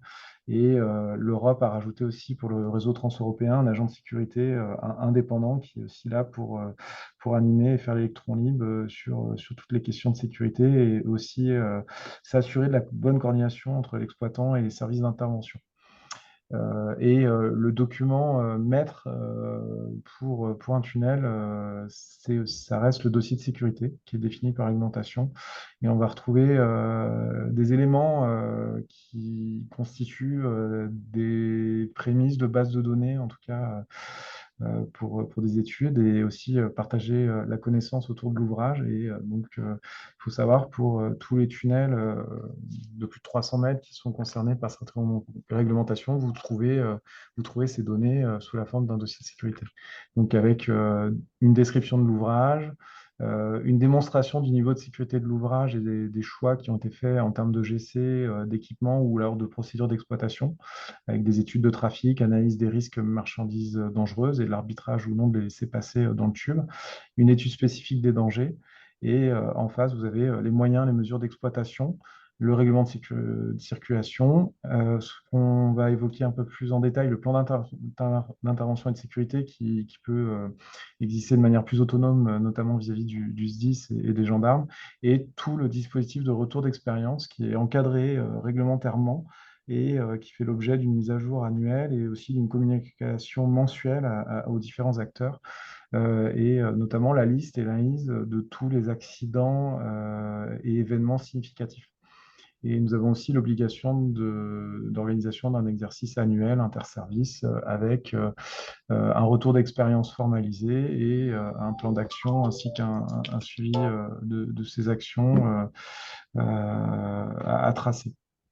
Donc, et notamment dans ce plan d'intervention et de sécurité, il y a aussi quelque chose qui nous aide énormément. Enfin, on n'a pas besoin de se poser de questions lorsque l'événement est là, parce que toute l'analyse est faite en amont, notamment sur la définition. On a défini des fonctions de sécurité par rapport à tous les organes, donc que ce soit aussi bien génie civil qu'équipement du tunnel. Et en face, on a mis des modes d'exploitation et on a imaginé si on perdait une fonction de sécurité, est-ce qu'on est capable en face de mettre une mesure compensatoire? Sinon, est-ce qu'on doit envisager la fermeture et de mesurer en fait comment chaque mesure compensatoire peut permettre de maintenir en exploitation?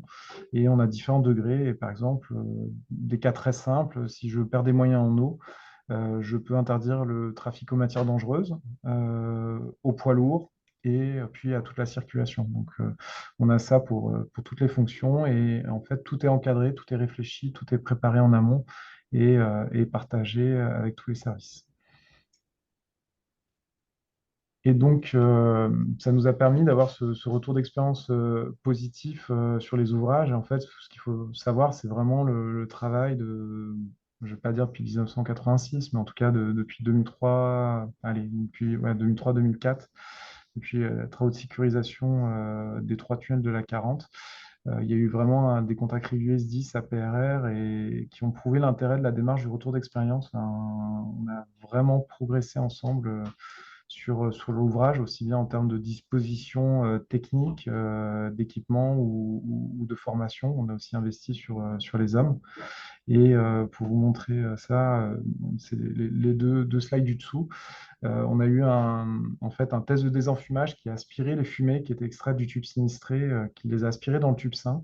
Et les pompiers qui étaient engagés sur le tube sain pour aller recueillir les impliqués, recueillir les victimes, sont arrivés dans le tube sain en se disant on a un problème de déclenchement de l'alerte. Ils se sont trompés de sens, puisqu'on a aussi des problèmes de vocabulaire, de terminologie. On a travaillé dessus depuis de nombreuses années. Et les pompiers se sont dit, on a mal compris le sens. Et en fait, non, il y avait un test de désenfumage qui était en cours dans le tube sain, parce que l'opérateur qui était en formation, on avait une défaillance là. Un opérateur en formation avait lancé 2 tests de désenfumage en même temps, dans le tube sinistré et l'autre dans le tube sain. Aussi bien dans le tube sinistré, notre système a relocalisé très rapidement et de manière transparente l'incendie réel. Et dans le tube sain, l'incendie continuait. Et du coup, avec la correction, l'alerte et la correction par l'opérateur, l'anti-recyclage des fumées a été mis en place dans le tube sain et on voit on est retourné vers un scénario de ventilation normal et acceptable pour la sécurité des intervenants. Donc, notamment, ce point-là, ces moyens de ventilation, ces moyens d'éclairage, ces moyens de disposition de lutte contre l'incendie apparaissent dans le plan étaré. Voilà. Donc ça, c'était vraiment le point positif, ce qui aurait pu être un gros couac. Et en piste d'amélioration, ce qui a été identifié, c'est qu'on pouvait continuer d'améliorer notre connaissance des stratégies d'intervention, des tactiques des pompiers auprès des opérateurs du PC directement pour qu'il y ait aussi plus de fluidité. On a eu aussi une difficulté, c'est que l'incendie a lancé, enfin, quand on a activé la séquence incendie, on a activé des équipements et il y a un équipement qui était défaillant qui a court-circuité tout le canton. Donc on a perdu des équipements, dont une caméra, bon, qu'on aurait perdu très rapidement avec l'incendie, mais qui a été, on va dire, subi par les intervenants.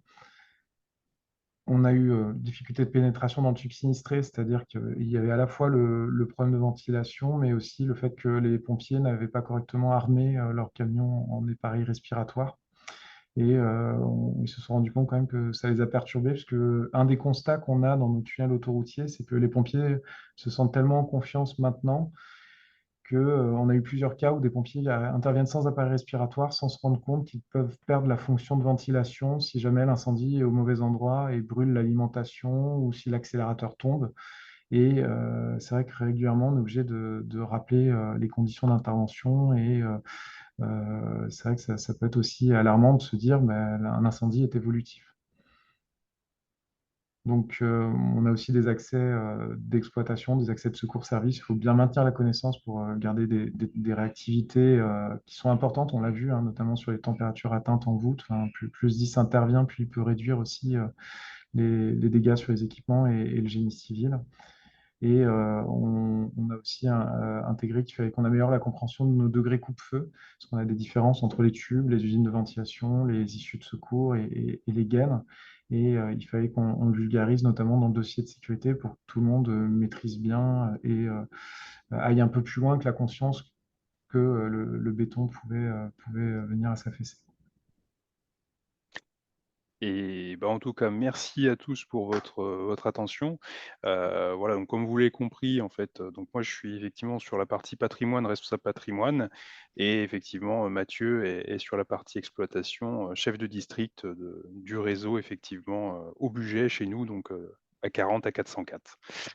Donc voilà, ce qu'on voulait aussi vous montrer là, c'était finalement on va dire une vision plus globale d'une ingénierie forensique, c'est-à-dire la vision patrimoine, c'est-à-dire GC, génie civil, et la vision plutôt exploitant, puisque finalement on voit dans un tube tout est lié, et si l'un ne communique pas avec l'autre, ça ne fonctionne pas, et on aurait pu finalement faire des erreurs, et même après l'incendie. Et c'est ça en fait qu'il faut bien comprendre, c'est que voilà, quand on est face à une défaillance, ou en tout cas proche d'une défaillance, c'est qu'il faut que tous les opérateurs communiquent ensemble, parce que certains ont des données que d'autres n'ont pas, et il faut toujours communiquer pour arriver finalement à faire que tout se déroule bien et dans les meilleurs délais. Merci énormément pour cette présentation. Je veux saluer, avant de vous laisser répondre, il y a une question sur le chat, mais je voulais saluer la transparence aussi de votre retour d'expérience, qui me semble une qualité essentielle pour faire progresser l'ingénierie forensique. C'est-à-dire réussir à honnêtement faire un retour d'expérience qui montre les, les difficultés ou les points d'amélioration en toute transparence. Voilà. Quelque chose qu'on a peut-être du mal à faire dans la profession. Et je pense que c'est quelque chose qu'il faut vraiment réussir à Là, améliorer. il n'y a pas de mort, il n'y a pas de mort, il n'y a pas de dégâts, il n'y a rien. Oui, c'est sûr. Ouais. Et même quand il y a des morts, enfin, le contexte réglementaire aide aussi à avoir cette transparence. Et de toute manière, on n'aurait pas progressé autant si on ne partageait pas autant. Et c'est vrai que ça a pris du temps de casser ces barrières-là, aussi bien dans les services du SDIS, gendarmerie, exploitants, de comprendre que c'est vraiment de l'amélioration continue pure. Hein. C'est grâce à ça qu'on progresse ensemble. Donc, je ne sais pas si vous voyez la question de monsieur Belmajdoub. Alors, vous pouvez estimer la puissance et la durée de l'incendie, similaire aux hypothèses des modélisations de feu réalisées dans le dossier de sécurité. Alors, bah, ce qu'on peut dire, c'est que oui, puisqu'on est effectivement, on était sur, donc j'ai dit un degré CN 120, CN 105 au lieu effectivement du CN 120. Donc le CN, hein, pour modéliser, en gros, voilà, c'est, je dirais, un poids lourd qui brûle sans effectivement matière qui ouais, qui sont, dangereuses, enfin surtout qui peuvent brûler encore plus. C'est-à-dire qu'on n'est pas sur le HC, hein, puisqu'on a 2 niveaux finalement dans un tunnel. On a ce qu'on appelle les courbes CN et les courbes HC. En sachant que les courbes HC en tunnel, on a même HCM, puisqu'en fait on est encore plus, confiné. Et en gros, voilà, on peut dire qu'effectivement la puissance estimée, c'était un véhicule entre, 20 mégawatts et 30 mégawatts, qui a brûlé à peu près 105 minutes, voilà, au lieu des 120 minutes estimées sur la structure. Voilà, donc en gros, on était vraiment à la limite, hein, de ce que pouvait accepter normalement la structure. Et la durée d'évacuation des usagers, alors ça, je pense que c'est plutôt Mathieu. Elle a été très rapide et on peut que s'en féliciter puisqu'on a engagé des programmes d'amélioration de la théâtralisation de nos tunnels, d'abord par des arches blanches et vertes. On a aussi complété les propositions du CETU et on a aussi on est de compléter la théâtralisation lumineuse et on se rend compte et qu'on a une meilleure compréhension de plus en plus de la part des clients quand ils traversent un tunnel. Quand il y a eu la catastrophe du Mont Blanc, le CETU avait dirigé un programme acteur avec ATMB, AREA, SFTRF sur qu'est-ce qu'il y avait derrière une issue de secours, est-ce qu'il y a des issues de secours dans un tunnel. Et c'est vrai que le constat était effrayant. Et ils l'ont refait, ils ont fait une V2 il y a 3 ou 4 ans et ils ont mesuré des progrès sensibles au titre de la bonne compréhension et ça fait beaucoup. Et c'est vrai que pour ajouter ce que dit Mathieu, ce qui a été assez impressionnant dans cet événement-là, c'est qu'on aurait pu, enfin, c'est vrai que Didier, tu disais: «On n'a pas eu de blessés ni de morts». On aurait pu vraiment en avoir un. Non, mais on aurait pu vraiment en avoir un parce que le chauffeur poids lourd a essayé d'éteindre l'incendie de son poids lourd, Mm. sauf qu'en faisant ça, il s'est vraiment f il était quasiment inconscient et c'est les gens qui étaient derrière les véhicules, qui sont entrés dans les issues de secours, qui sont ressortis de l'issue de secours pour aller le chercher et l'évacuer. C'est pas les pompiers qui sont allés chercher le chauffeur de poids lourd, c'est les témoins que vous avez vus dans le reportage France 3. Et ce qui a mis le chauffeur dans cet état-là, c'est qu'il avait pleinement conscience de la catastrophe du Mont Blanc et quand il a repris un peu conscience d'un gré de sécurité, il a demandé aux pompiers combien de personnes il avait tué. Donc ça l'a complètement paniqué, dépassé et il comprenait ce qui est en train de se produire. Moi, je me demandais, est-ce qu'on a su comment le feu a pris? Le poids lourd sortait du garage. Les réservoirs de carburant étaient pleins. On sait aussi voilà, qu'il y a en plus du 400 litres de carburant. Et là, effectivement, on a des réunions d'experts. Parce que, bien sûr, on invite aussi tout de suite l'assurance adverse à venir constater les dégâts. Parce que, bien sûr, on va aller chercher la réparation. Et dès la première réunion, en fait, on avait l'expert de l'assurance du garage. Donc, c'est a priori une casse moteur, hein, mais c'est aussi assez récurrent. Et pour votre information, le CETU publie assez régulièrement des analyses, puisque tous les exploitants consolident dans une base de données unique les incidents en tunnel. Et assez régulièrement, le CETU publie des rapports sur les récurrences d'événements, sur les évolutions de casse de turbo, d'incendie, et essaye de voir des tendances et essaye aussi d'imaginer demain les risques nouveaux. Et en ce moment, il y a un groupe de travail depuis quelques temps quand même qui travaille sur les nouvelles énergies, avec les véhicules électriques, véhicules à hydrogène, et essayer de voir comment nos infrastructures, comment l'instruction technique peut absorber ces nouveaux modes de déplacement. Alors justement, je rebondis là-dessus et sur la thématique de notre webinaire, c'est est-ce que vous avez pu comparer cet incident par rapport à des incidents similaires enregistrés par d'autres exploitants via le CETU, par exemple, effectivement, qui joue un peu un rôle assez moteur dans ce domaine, pour les tunnels. Bah, ce que nous disait Sébastien, c'est qu'en termes d'impact GC, on est juste après le tunnel du Mont Blanc. C'est-à-dire qu'en connu, hein, en tout cas, au niveau des années, à partir des années 1995 jusqu'à aujourd'hui, il nous a dit c'est ça, c'est le deuxième plus gros incendie en fait qu'on a eu en tunnel après le tunnel du Mont Blanc. Donc voilà, comme on dit, fort heureusement, on était quand même à 5h30, il y avait peu de monde, la réactivité a été bonne.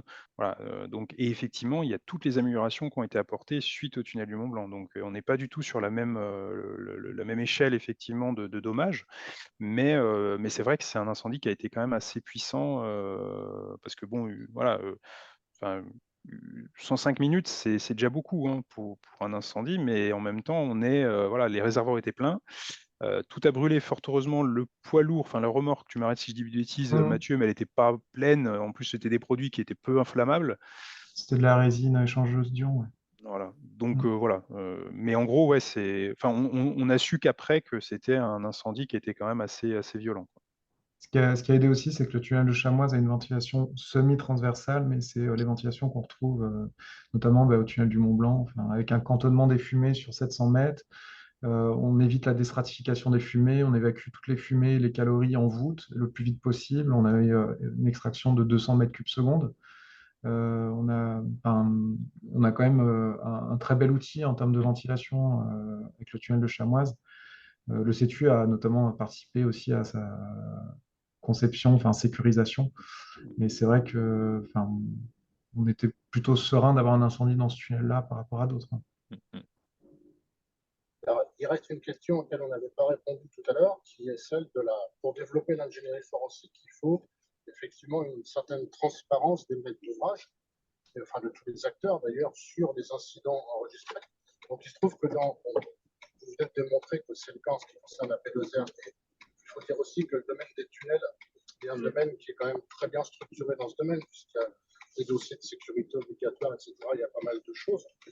Mais donc voilà, la question qui a été posée tout à l'heure, c'est comment faire pour qu'on puisse assurer une certaine transparence des informations pour pouvoir développer les bases de données en ingénierie forensique. Alors c'est peut-être une question plus pour Luciano.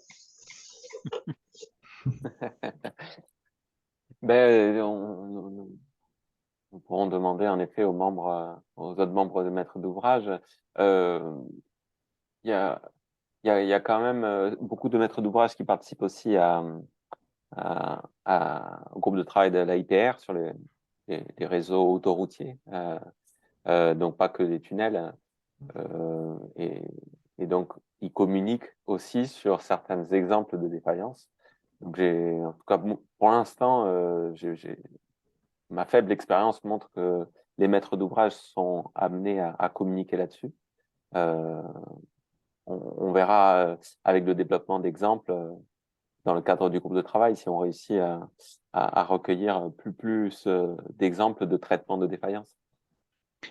Après, je pense que pour effectivement rebondir, Luciano, c'est un peu ce qu'on s'était dit aussi dans le groupe de travail, c'est faut pas qu'on aille rechercher les responsables, parce que là, on va se fermer les portes, mais plus on essaiera de faire des livrables de retour d'expérience et justement de bonnes pratiques, plus on va s'ouvrir des portes même auprès des maîtres d'ouvrage, parce que voilà, c'est vrai que les responsabilités, bon, il y en a, mais voilà, si on recherche toujours le coupable, c'est sûr que c'est plus compliqué, quoi.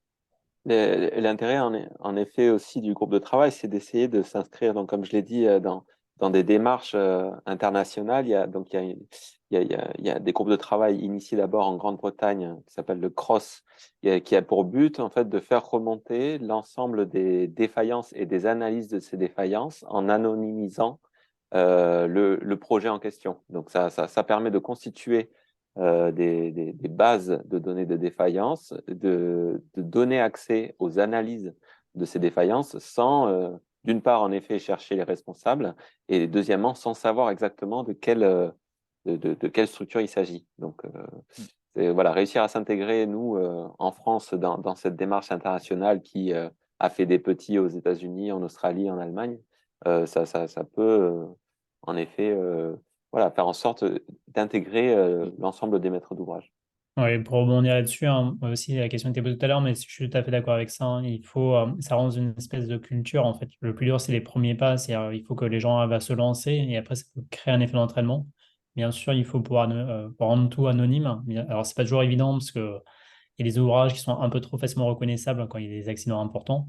Mais pour pas mal de choses, on peut le faire. Si des collègues étrangers arrivent à le faire, comme on l'a dit, par exemple, en Grande-Bretagne, ça doit être aussi possible en France. Je pense que voilà, il y a un passage psychologique un peu à faire, à se dire on accepte de mettre ces données-là. Puis après, voilà. Et si aussi, je pense, si les différents acteurs en voient l'intérêt eux, ils vont récupérer ensuite de ces données, je pense que ça aussi les motivera à le faire, quoi. Il se fait un petit peu tard et puis on commence à perdre beaucoup de participants, donc je pense qu'il faut conclure. Chano, je te laisse peut-être le mot de la fin. En fait, ce qu'il faut dire, c'est que le groupe de travail, il ne fait quasiment que de commencer son travail. C'était juste pour donner une première image de l'ingénierie forensique aujourd'hui. Oui, oui, en effet, le groupe de travail, comme je l'ai dit, il y a deux grands axes, la rédaction d'un guide méthodologique et un peu l'organisation de la constitution d'une base de données. Donc, si parmi les auditeurs, il y a des personnes qui souhaitent intégrer le groupe de travail, c'est tout à fait possible. Il y a du travail à faire et des connaissances à acquérir. Et donc, je conclus en remerciant l'ensemble des participants et puis nos deux présentations, nos trois présentateurs pour leur disponibilité et la qualité de leur présentation. Merci encore et bonne soirée. Merci. Merci Bonne Merci soirée. beaucoup. Bonsoir. Bonne soirée.